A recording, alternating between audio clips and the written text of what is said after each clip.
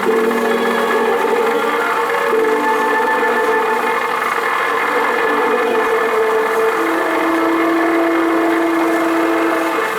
way was now cleared for the practical application of atomic power to the nation's war effort. At Oak Ridge, Tennessee, at Hanford, Washington, and at Los Alamos, New Mexico, mammoth plants were built for the production of fissionable materials and atomic bombs. To staff these establishments, thousands of able young scientists and technicians were called into service.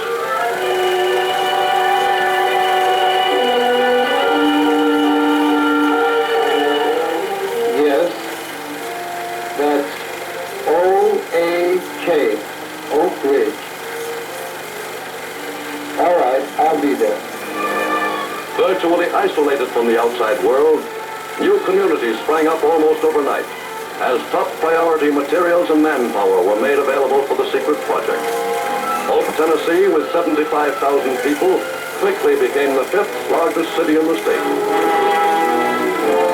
Mobilized most formidable engineering job in history were thousands of the nation's industrial firms of every size and type. To keep the most closely guarded secret of the war, technicians and even scientists were strictly limited to knowledge of the specific tasks to which they were assigned.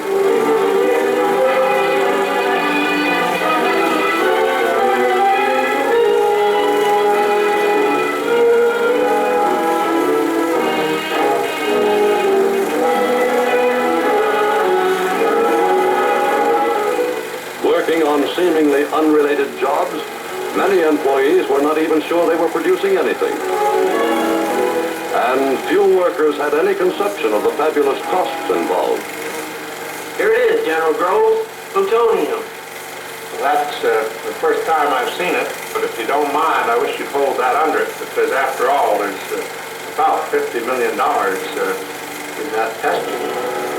Finally, after 3 years' work and an expenditure of $2 billion, the atomic experts were ready to test their first bomb. Before dawn on July 16, 1945, at the Alamogordo Army Air Base in New Mexico, a small band of military and civilian technicians waited nervously.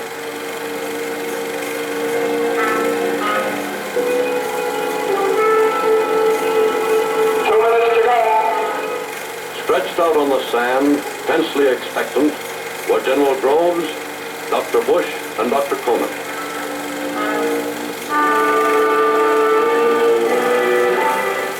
In the control shack was Dr. J.R. Oppenheimer, who, assisted by Dr. I. Rabi and others, had directed the making of the bomb itself. The automatic controls got it now. Rob, this time the stakes are really high. It's going to work all right, Robert, and I'm sure we'll never be sorry for it.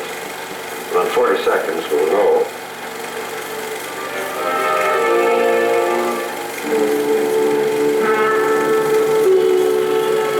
Minus 30 seconds. Minus 20 seconds.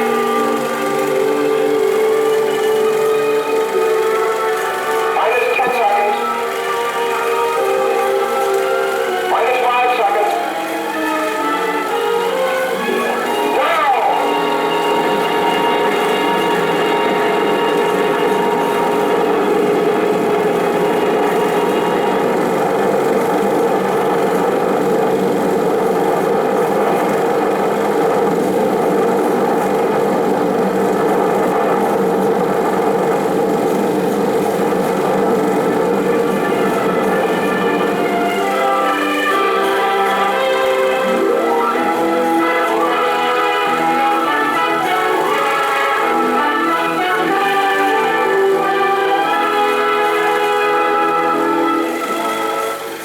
By every means of publicity, U.S. scientists are seeking to arouse Americans to a realization that humanity cannot survive misuse.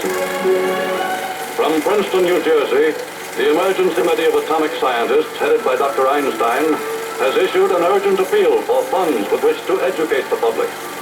We scientists who released this immense power have overwhelming responsibility in this world life and death struggle to harness atom. We ask your help in this feat. I agree. Common aim of scientists today is to bring home to the public a realization of the magnitude of an atomic bomb explosion. And the fact that this sudden destruction can be delivered anywhere on Earth by a single plane. That a bomb could be brought into a seaport by a ship and detonated by radio.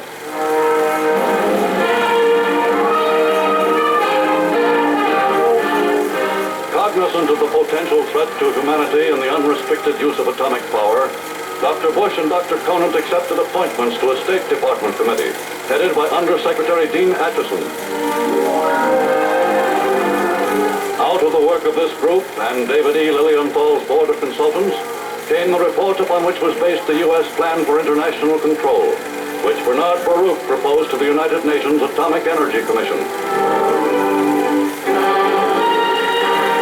The American position, as expressed by Baruch and his advisors, has received overwhelming support from a majority of the nations. The search of science for the absolute weapon has reached fruition in this country. But we stand ready to destroy this instrument, to lift it from death to life, if the world to join in an effective and working system. Let us not deceive ourselves. We must elect world peace or world destruction. Today, the whole world fears the ultimate devastation which a war of atomic weapons could bring. And the United States is prepared to cooperate fully in eliminating, by world agreement and for all time, the nightmare of atomic war.